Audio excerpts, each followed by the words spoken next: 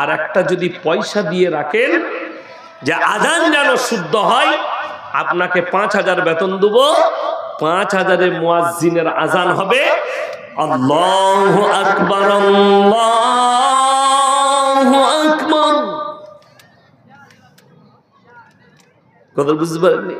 ফজরের সময় চাচা আজান দিচ্ছে, আসসালাতু খায়রান মিনাল, যার নাম খয়রন সে মনে মনে করছে আল্লাহ এত রাতে আমাকে কি ডাকছে, ঘুম থেকে উঠে গেছে। ওই বিনা পয়সার চাচা মুয়াজ্জিন হলে এইরকমই হবে। কিছু কিছু লোক, সেদিন আমাকে একটা লোক বলছে আপনি ইনসিলেট করছেন। আপনি ইনসিলেট তোমাকে করি নাই, মসজিদ কমিটিকে করছি। যারা নামাজের আর কোরআনের এহতেরাম বুঝেনি, যারা নামাজের কিমত বুঝেনি, আল্লাহর ঘরের ইজ্জত বুঝেনি, একটা মেয়ের বিয়ে ঠিক করলে যদি ঠিক করে আমার মেয়ের বিয়ে দেব, 50 বার 50টা লোক দিয়ে খোঁজ নিচ্ছে ছেলের বাপ কেমন, ছেলের পরিবার কেমন, ছেলে কামাই কি না, ঠিক কিনা কথা বলেন? একটা মেয়ের বিয়ে দিবেন, এতবার খোঁজ নিবেন, আর একটা ইমামকে রাখবেন, একটা মুয়াজ্জিনকে রাখবেন, তার ইলম কালাম আছে কিনা এটা খোঁজ নিবেন না। এইটাই দুঃখে আজকে এই পশ্চিম বাংলায় এই স্টেজগুলো মূর্খরা পাওয়ার কারণে আজ সমাজ গুমরা।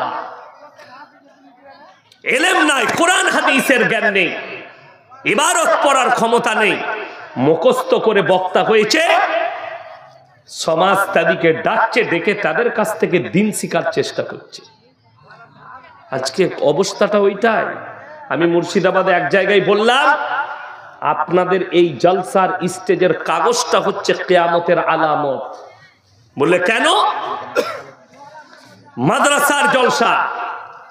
একটা মূর্খ যে জীবনে মাদ্রাসায় মুখ দেখেনি, একটা ইবারত পড়তে পারবে না, আরবি কোরআন শুদ্ধ পড়তে পারবে না, সে হচ্ছে প্রধান বক্তা, আর যতগুলো মৌলবি আছে তারা সব নিচেই।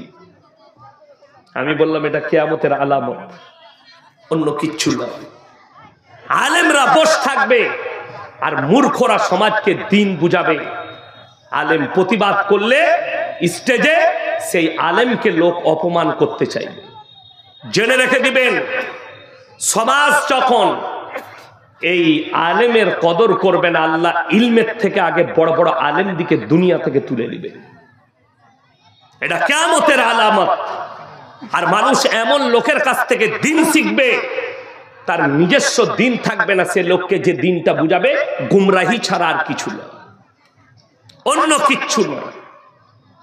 বড় কষ্ট লাগে। সেদিনে আমি মুর্শিদাবাদে একটা বক্তাকে ধরেছিলাম, স্টেজে চেপে বলে দিলে, ভাই যে মানুষ